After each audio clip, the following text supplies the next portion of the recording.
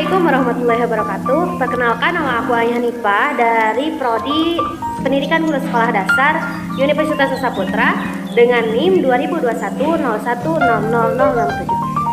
Hari ini aku bakalan nge-review novel yang bagus banget menurutku, yang judulnya Tenggelamnya Kapal Panderwick karya Buya Hamka, yang isinya tentang cinta dua insan manusia yang terhalang oleh adat dan garis keturunan. Oke, mungkin ya teman-teman, banyak yang sudah tidak asing dengan kisah yang satu ini. Dan mungkin nih sebagian besar orang itu tahu kisah ini dari filmnya yang rilis pada tanggal 18 Desember 2013, yang meski sudah kita tonton beberapa kali nih, tapi tetap si cerita ini benar-benar memberikan feel gitu kepada kita ya. Padahal nih ya teman-teman, membaca kisah dalam novel aslinya juga tak kalah menarik.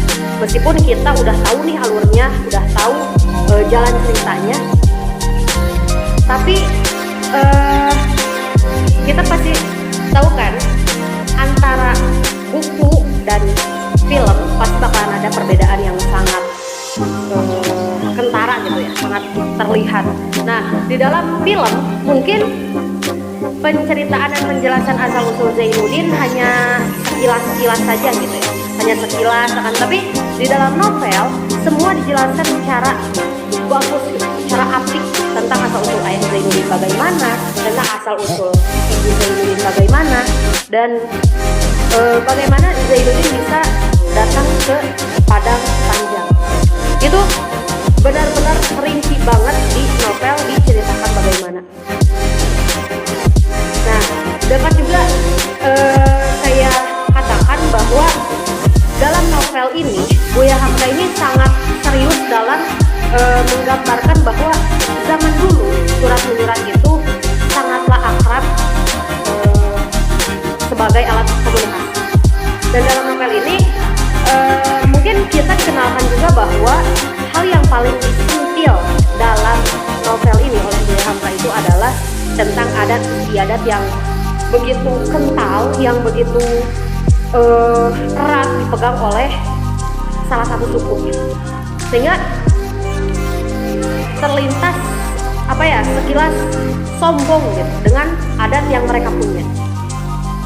Yang saya lihat kayak, wah, ini memang benar-benar adat ini dipegang teguh, tapi dengan ada rasa sombongnya gitu. Nah, yang disentil dalam novel ini oleh Buya Hamka itu ada salah satu adat Minang, ya, adat Minangnya gitu. Nah, seolah negeri atau daerah yang lain tidak beradat gitu. Hal ini tergambar dalam watak Ninik Mama, yang dimana dia mengatakan bahwa dalam surat yang diberikan kepada Zainuddin, dia mengatakan, negeri kami beradat, tanah Minangkabau yang kaya raya, yang beradat berlembaga, yang tak lapuk di hujan, tak lekang di panas. Terus jujur aja ya, setelah aku nonton filmnya, otomatis di dalam pikiran aku nih kayak membandingkan antara film dengan novelnya. Sebenarnya ini nyaris sama, hanya saja jika di novel semua diulas dengan detail tentang tokoh, tempat, sejarah, surat, dan lain-lainnya. Akan tapi kita bisa lihat ya, dalam film hanya diulas secara singkat, dan surat-suratnya tidak sama persis, dan tidak semua surat ada yang ada di novel dibahas dalam film ini. Nah, satu hal yang membuat sudut pandang berbeda setelah membaca novel dan menonton filmnya, kayak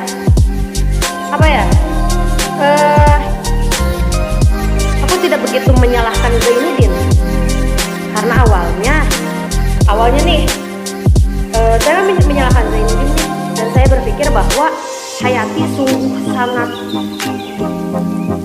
apa ya, menderita. Hayati itu udah menderita banget nih, udah menderita banget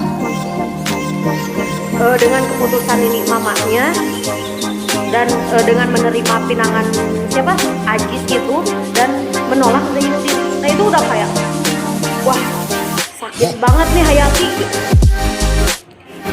Udah sakit nih si Hayati, udah sakit banget sakitnya karena nini mamanya lebih milih Ajis. Terus di lain waktu ada apa ya, dia kayak mendengar salah satu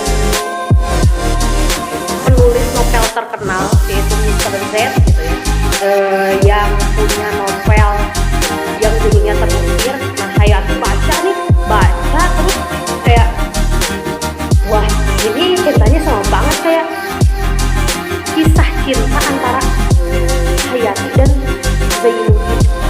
Jadi di sana Hayati penasaran nih siapa penulisnya, sampai si Mr. Z ini kayak apa ya, membuat perkumpulan gitu di Jakarta gitu ya, perkumpulan, terus datang semuanya, Hayati dan Ajis juga diundang gitu ya.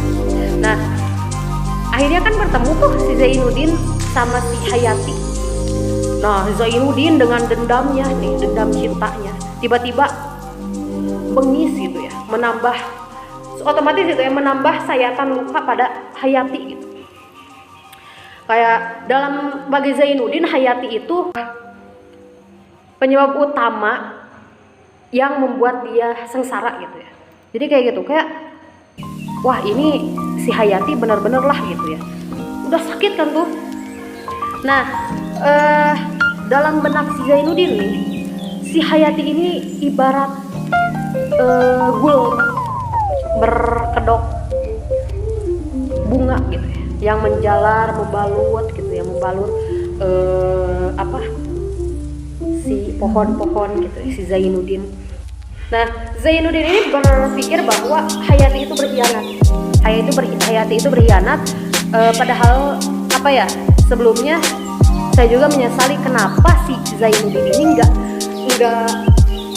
kasih maaf aja gitu ya, kasih maaf si Hayati, terus mereka hidup bahagia gitu. Tapi setelah saya beberapa kali membaca novelnya dan mereview filmnya gitu ya, menonton filmnya beberapa kali, saya jadi tersadar oh ternyata memang kenapa nih si Zainuddin nggak pernah mau memaafkan si Hayati, karena memang benar-benar kayak Zainuddin ini adalah orang yang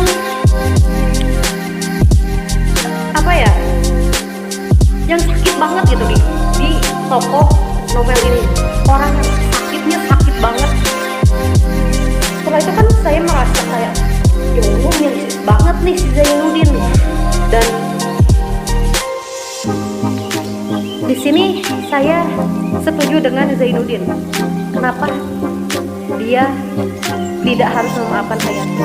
Jadi saya setuju Zainuddin tidak memaafkan Hayati karena gini nih, sudah jelas-jelas si Hayati ini melanggar sumpah janji setianya yang omong-omongkan gitu ya. Sebelum Zainuddin pergi, Hayati berjanji saya tidak akan hati saya tidak akan dimiliki oleh orang lain, hati saya akan tetap milikku Zainuddin. Nah itu kan udah kayak janji tuh Hayati. Tapi ternyata meskipun memang sih awalnya Hayati bisa nikah sama si Ajis ini gara-gara nini mamanya, tapi kita bisa pikirkan lagi nih, si Hayati ini dipinang oleh dua orang, Zainuddin dan Ajis. Otomatis Hayati bisa memilih dong, karena nini mamanya bertanya kan, memberikan waktu untuk Hayati menjawab. Tapi akhirnya Hayati menjawabnya bahwa dia lebih memilih si Ajis yang bermartabat, beradat, bersuku gitu ya. Dan memberikan surat yang langsung nusuk gitu ke si Zainuddin. Terus nih, kan bukannya Hayati ini kan udah bisa apa ya, menentukan gitu ya, menentukan dia mau milih siapa, mau bersama siapa gitu. Dan kita bisa lihat juga di awal-awal pernikahan nih, Hayati ini sangat bahagia banget kan ya, bahagia banget dengan si Ajis ini, sehingga kayak melupakan si Zainuddin nih, melupakan kekasihnya nih sebelum Ajis berubah gitu ya, sebelum Ajis berubah jadi dirinya sendiri. Nah, di sini saya sangat kecewa banget gitu ya sama Hayati, dan kayak sebagai perempuan nih, kayak ini kenapa Hayati kayak gini nih gitu ya. Nah, saya kecewa kan ya terhadap tokoh si Hayati ini, apalagi pas cerita tentang Hayati yang datang ke rumah Bang Muluk saat Zainuddin lagi sakit, dan dia kayak memamerkan, memberikan apa ya, memegang tangan Zainuddin sedangkan tangannya sudah berinai, sudah ada cincinnya gitu. Dan si Hayati ini megang tangan Zainuddin sambil lihat si Ajis suaminya. Itu kan jadi kayak sakit banget tuh buat si Zainuddin, benar-benar sakit banget gitu. Kayak ternyata kekasih saya sudah menikah gitu. Itu benar-benar membuat Zainuddin lebih sakit lagi. Di sini aku nggak ngomongin tentang agama atau apa ya, karena mungkin Hayati kan memang sudah jadi istri Ajis gitu. Emang harusnya dia melihat suaminya. Tapi di sini kita cerita tentang bagaimana awal Zainuddin jadi kekasihnya Hayati, dan sampai detik ini, sampai di titik dimana Zainuddin nggak bisa ngedapetin Hayati. Meskipun emang akhirnya nih Zainuddin meninggalnya dalam keadaan penuh penyesalan gitu, penuh penyesalan karena memulangkan Hayati ke padang panjang, yang akhirnya merenggut nyawa si Hayati dengan tenggelamnya si kapal Titanic itu. Jadi memang kadang cinta itu ya bodoh gitu, tapi memang kayak benar-benar ini ceritanya sangat wah gitu ya. Selain dari itu, kita kembali lagi lah ke novelnya. Isi dalam novel ini cukup mudah dipahami dan bisa dihayati gitu oleh pembaca. Terus jumlah halamannya juga tidak terlalu sedikit, tidak terlalu banyak juga, jadi bisa dibilang sedang lah. Jika sudah masuk di mana kisah Zainuddin diusir, itu udah kayak wah banget nih, udah kayak seru banget nih si novelnya gitu ya. Novel ini tuh kayak menarik banget gitu, dan bisa kita teladani.